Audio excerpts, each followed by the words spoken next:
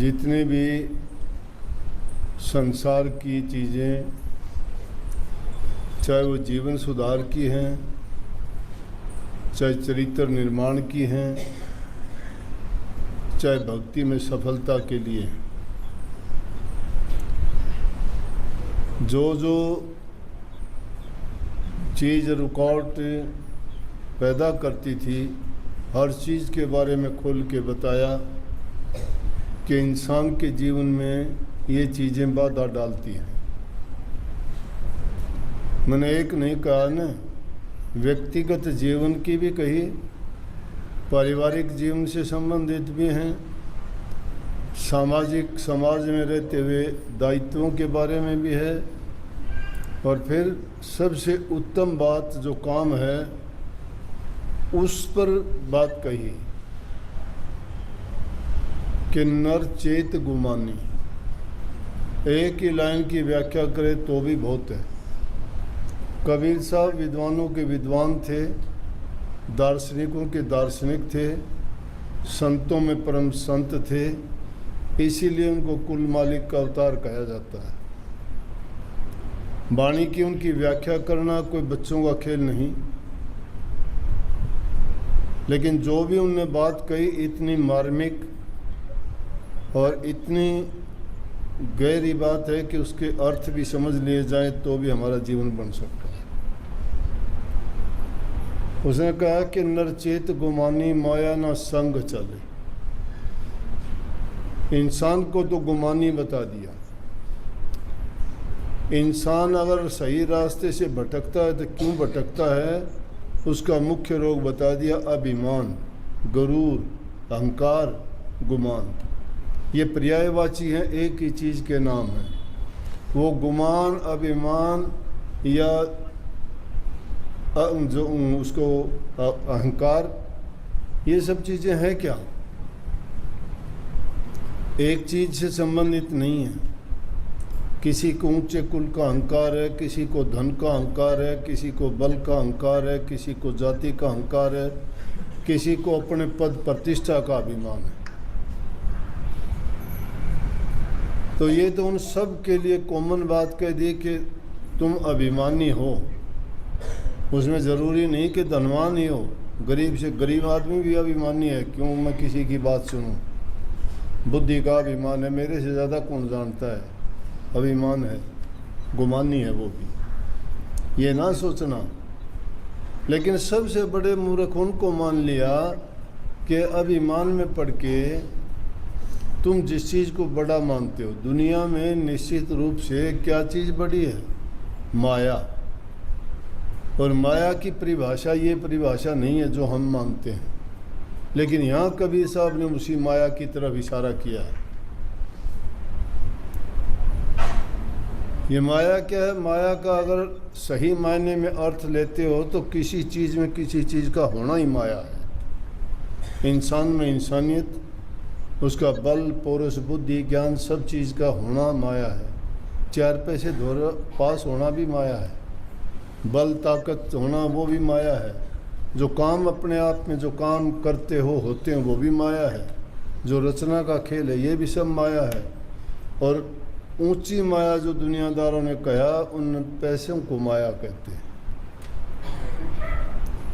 माया, ये बात नहीं है कि माया कुछ भी नहीं है, माया के बिना काम नहीं चलता है, लेकिन वो यहीं रहेगी। ये कहिए कि जैसे संग नहीं चलेगी, ये नहीं कहा कि तू माया को छोड़ दे, त्याग दे। और वाणियों में कही होगी कि उनका संग्रह ना कर, लेकिन इस वाणी में ये कहा, अरे नर गुमानी, ये सोच ले ये माया तेरे संग नहीं जाने वाली, क्योंकि इंसान इसी चीज़ के पीछे अंधा होके भागता है। एक बार विष्णु भगवान की लक्ष्मी जी की इस बात पे जिद लगी। लक्ष्मी कहने लगे मेरे भगत बड़े हैं। विष्णु भगवान बोले मेरे भगत बड़े हैं, तेरे क्या बड़े हैं? बोला अच्छा आजमा के देख ले। बोला ठीक है। विष्णु भगवान आए, साधु का भेष बनाया, सिद्ध महात्मा, घूमते हुए गांव से निकले। गांव का बड़ा आदमी था, चौधरी आदमी, पैसे वाला, धन दौलत वाला, विचार भी अच्छे, भगवत प्रेमी था, भक्तों में संतों में आस्था थी। देख के महात्मा को चरण लिए, क्योंकि विष्णु भगवान खुद रूप धर के आए थे तो रूप भी बड़ा तेजवान था, देखने में भी बड़े यूं लगते थे, अट्रैक्शन था, खिंचाव था। और कहने लगे, जी महात्मा जी कहाँ जा रहे हो? बोले भाई महात्माओं का क्या जाना आना, जहाँ कहीं भी रुक जाएंगे वहीं रुक जाएंगे। बोले आज की रात हमारे यहाँ रुक लो। बोले भाई आज की रात का काम नहीं है, मैं तो चौमासा करना है, 4 महीने रुकूंगा जहाँ रुकूंगा।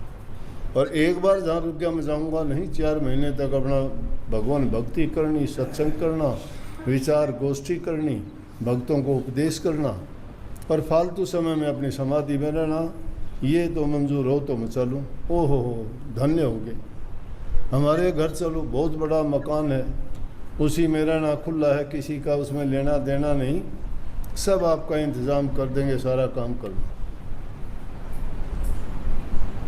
किसी बात की रुकावट नहीं, कुछ भी करना, सत्संग करना, भक्ति करना, एकांतवास करना, प्रवचन करना, उपदेश देना भक्तों को। बोले चलो, चले गए। हो गए कुछ दिन रहते हुए, लक्ष्मी ने देखा कि कहाँ गए। ढूंढते ढूंढते देखा कि फलाना गांव में महात्मा बने बैठे हैं, वो भी अपने, उसने भी महात्मा का रूप बना लिया, भगतनी का रूप बना के जोड़ी ली अपने बगल में और चल दी। घूमती घुमाती उसी गांव में पहुंची, जाके उसी के बारने का आके बैठ गई दरवाजे के पास। दरवाजे के पास में बैठी हुई देख के वो आया बाहर। बोला भगतनी यहाँ कैसे? भाई चलते मुसाफिर हैं, रुक गए यहाँ 2 मिनट के लिए, प्यास लगी है, पानी मिलेगा? बोले हाँ लेके आता हूँ पानी, बैठो। वो भी बड़ी रूपवान, एक तो स्त्री जाति, भगतनी का रूप, दिव्य शक्ति देख के वो भी हैरान हो गया कि महात्मा तो थे, वो थे कम, ये भी नहीं है। उसको क्या पता विष्णु भगवान की पत्नी है लक्ष्मी। पानी लेके आए, बोला ये लो। बोला रुक रुक, ऐसे नहीं लेती मैं पानी। तो बोला मैं अपने बर्तन में पानी पीती। थैले में से चांदी का गिलास निकाला, पानी पिया और पानी पी के गिलास छोड़ दिया।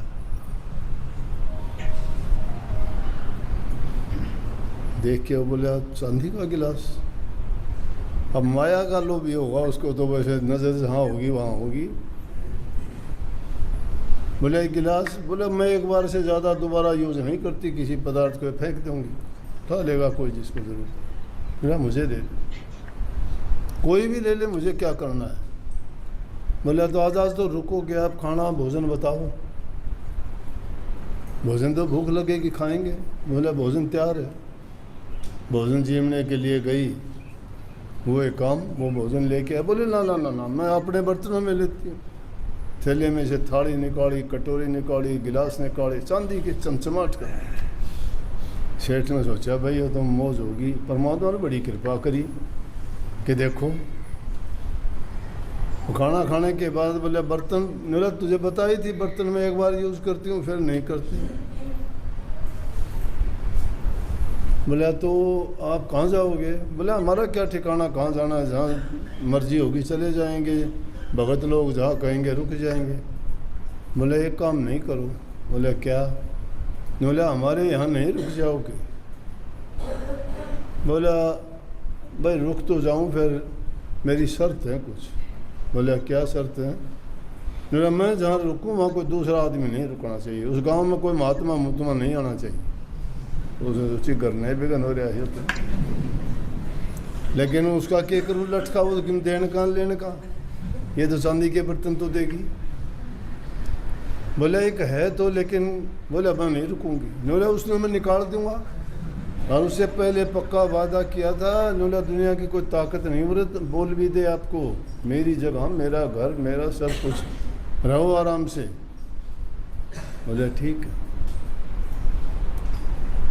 बोले देख मैं पक्की बात करे तो मैं रुकूंगी, नहीं रुकूंगी। बोला पक्की बात होली, वो है महात्मा, उसको कह दूँगा जा भाई और कहीं कर ले तेरा चौमासा।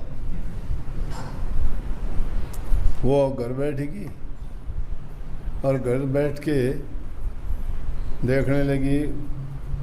उसने जाके कहा महात्मा जी, बोले हाँ भाई। बोले जी मेरी पहले वाली बात तो माफ़ कर दियो, आप अब रह नहीं सकते यहाँ। ने बोला क्यों भाई भगत, तुम तो कही थी 4 महीने किसी इतना भी रहने। बोला देखो कुछ भी कहो, चाहे मजबूरी है मेरी। उसने सोच लिया आगे भी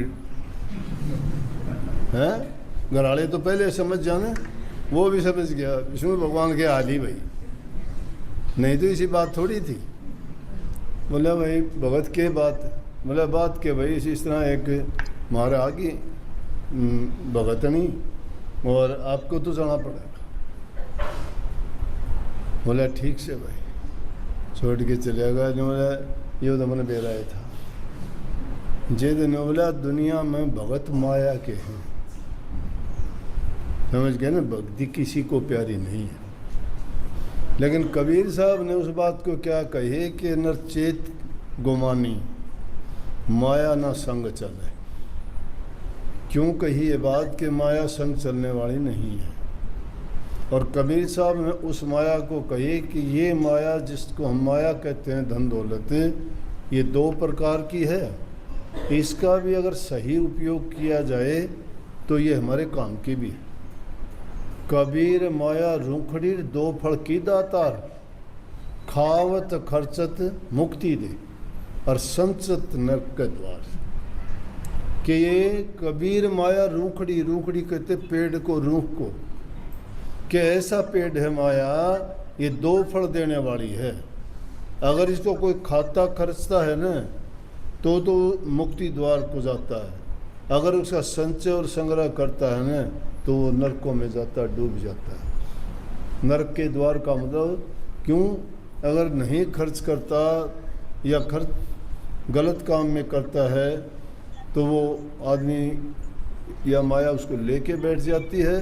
लेकिन इसी माया को अगर वो नेक काम में लगाता है, भूखे गरीब को देता है, ज़रूरतमंद की मदद करता है, जिसको भी हालत जिसकी पत्नी और उसकी इस माया से उसने उसकी मदद कर दी, तो साथ ले जाने की बजाय अगर छोड़ के जाएगा तो मिट्टी है। यहाँ अगर उसने नेक काम में खर्च की है तो यूँ समझो उसने बैंक में जमा कर लिया, उसका परिणाम उसको अच्छा मिलेगा। तो इसलिए कही कि कबीर वो माया 2 तरह की है, लेकिन इस माया से कोई गुरु भक्ति बच सकता, हर एक के बचने की बात नहीं है।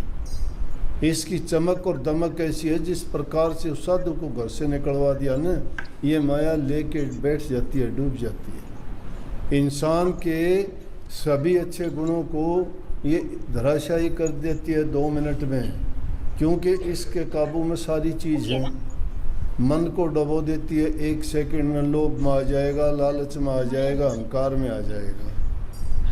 कोई इच्छा और तृष्णा ऐसी पैदा कर देगी कि हाय मेरे पास तो ये होना चाहिए, वो होगा नहीं। होगा कैसे? होगा उद्यम से और कर्म से और मेहनत से। जो मेहनत, उद्यम और कर्म करता है वो इंसान कुछ भी कर ले अपना, बिना कमाए उसके बाद में सुख मिलता है, कमाता है सुख बाद में मिलता है। कष्ट शुरू में उठाना पड़ता है, कर्म कोई भी हो, चाहे दुनियादारी का कर्म करते हो, कमाई के लिए, माया के लिए, धन के लिए, परिवार के लिए, तो भी आपको उसका सुख टाइम व्यतीत होने के बाद मिलेगा। इसी प्रकार से भक्ति रूपी भी जो कमाई की जाएगी वो भी बाद में मिलेगी। धन भी अगर कमाते हो तो पहले तो आपको मेहनत का अपना पसीना बहाना पड़ेगा। जब आपके पास कुछ होगा, वो होगा तो अपनी मेहनत के किए हुए से किसी की मदद करते हो तो वो तुम्हें उसका 4 गुना, 10 गुना, 8 गुना फल देगा। लेकिन अगर हेरा फेरी का गलत रास्ते से गलत तरीके से आया वो बर्बाद करेगा।